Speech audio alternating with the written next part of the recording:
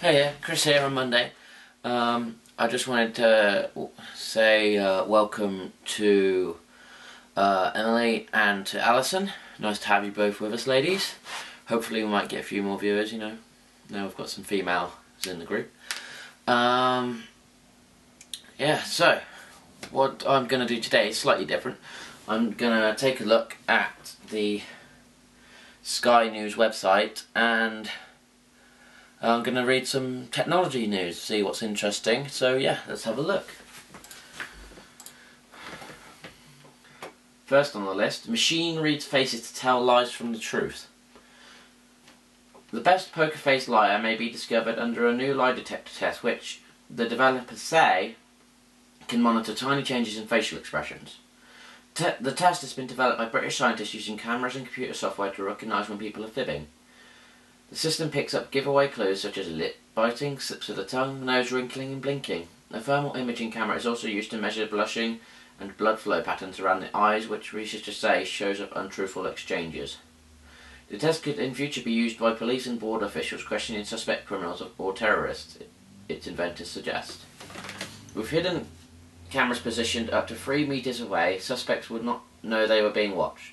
Conventional polygraph lie detector tests involve wiring up subjects to equipment that measures blood pressure, pulse, heart rate, respiration and electrical skin activity.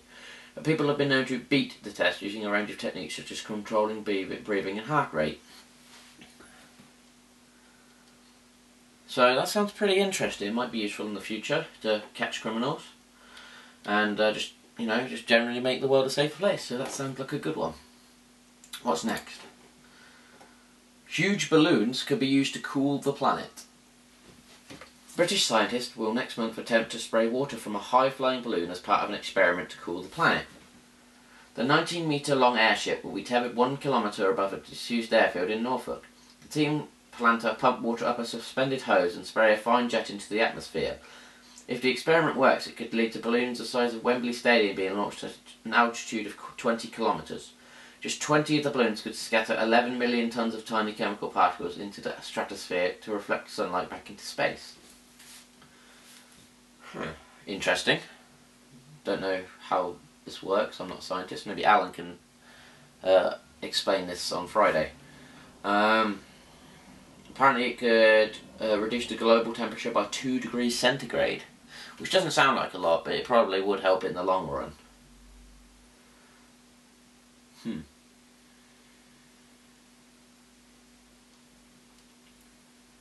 Yeah, sounds pretty good. Guess we'll hear about that in the future. See how that goes. You never know, it might be a bit cooler in a couple of years. What's next? NASA spots Star Wars planet with 2 suns. The discovery was a planet with 2 suns has been discovered by NASA drawing comparisons with a fictional world in Star Wars. The discovery was made through the Kepler spacecraft, an observatory that is looking for other planets orbiting other stars. The new planet, called Kepler 16b, is the most Tatooine-like planet yet found in our galaxy. Tatooine was the name given to Luke Skywalker's home in the Star Wars films. Unlike Tatooine, Kepler 16b is not thought to be habitable. It is a cold world with a gaseous surface in it. As it circles 2 stars, will have 2 sunsets over the horizon instead of the Earth's one. The larger of the 2 stars, a K-dwarf, is about 69% of the mass of our Sun. The smallest, a red dwarf, is about 20% of the Sun's mass. Don't really see how that's relevant, but I guess it's quite an interesting topic. They've just used it as a ploy to reference Star Wars and get people interested, in my opinion. But okay, cool. Japanese robot set for 143-mile triathlon. A green and white robot is to take part in a grueling challenge next month, the Ironman Triathlon course in Hawaii. And I don't know if any of you heard about that, but that's I think it's the hardest sporting event in the history of mankind. Not many people can do it. I can do it. I don't think anybody in this collab could do it. No offense, guys. The tiny automaton called Evolta has already scaled the cliff walls of the Grand Canyon and driven the 24-hour Le Mans race, but its maker Tomotaka Takahashi says this is a particularly hard challenge. This is a very tough even for a sportsman, but I think it is worth a challenge.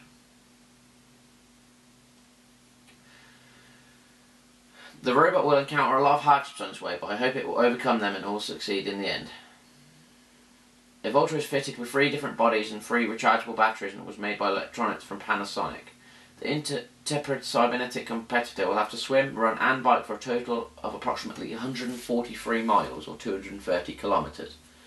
It has been given a slight advantage with the time given to complete the task being a week or 168 hours, 10 times longer than for a live sportsman. I'm guessing he's given the extra time on it because he's a lot smaller and can't travel the distance as fast as a human can, I expect. He obviously can't go as far in one step, etc. So yeah, that's kind of cool. I like that. Yeah, I think you should all look into this little guy, and hopefully I might watch him on the triathlon if I hear any more about it.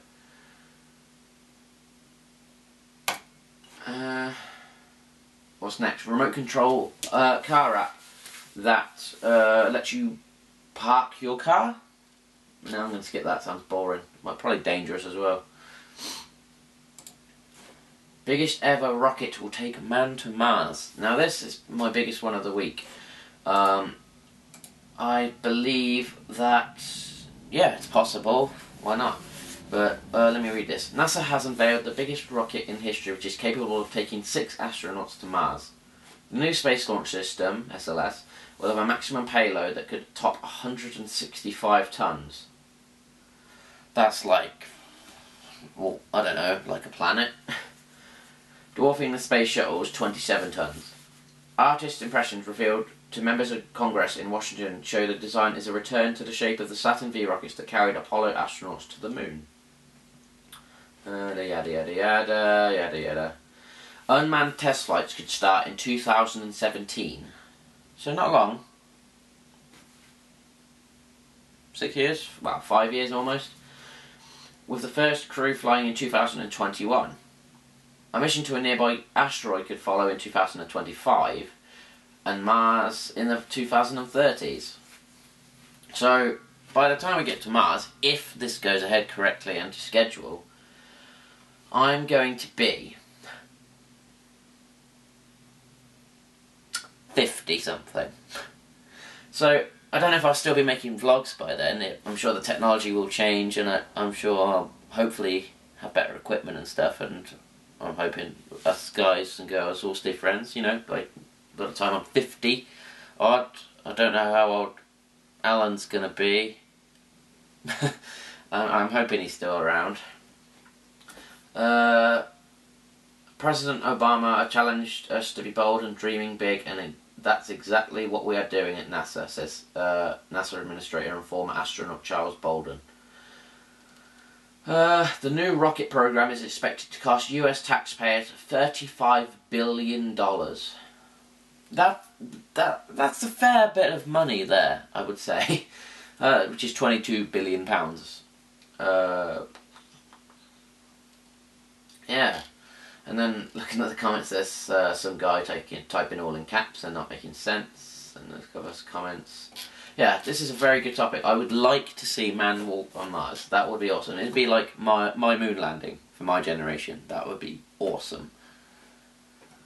So, yeah.